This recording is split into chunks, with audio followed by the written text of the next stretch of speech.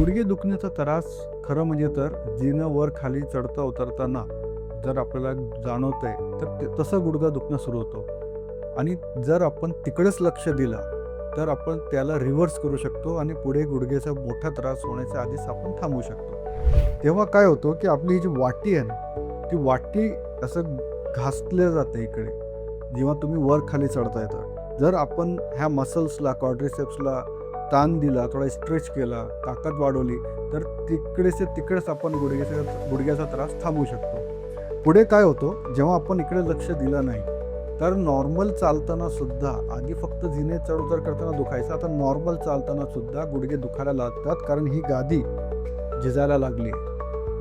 आणि जर आपण इकडे पण नाही थांबवला तर तुम्ही बघितलं असेल बरेचसे सिनियर सिटीजनला ते चालताना डक वॉक करतात, वेडलिंग म्हणतो आपण त्याला. ते केल्याने कमरेचे मणके सुद्धा झिजायला लागतात आणि जर आपण तिकडेच नाही थांबलं तर सायटिकाचा त्रास पण चालू होतो आणि मग पेशंट जेव्हा डॉक्टरांकडे जातो तर त्याला 3 ऑपरेशन सांगतात. 2 सांधेरोपण, गुडघे बदल करण्याचा आणि 1 मणक्याचा. जर आपण सुरुवातीलाच थांबवलं तर आपल्याला हे 3ही ऑपरेशन लागत नाही आणि आपण नेहमी फिट राहू शकतो आणि लाईफला एन्जॉय करू शकतो. थँक्यू.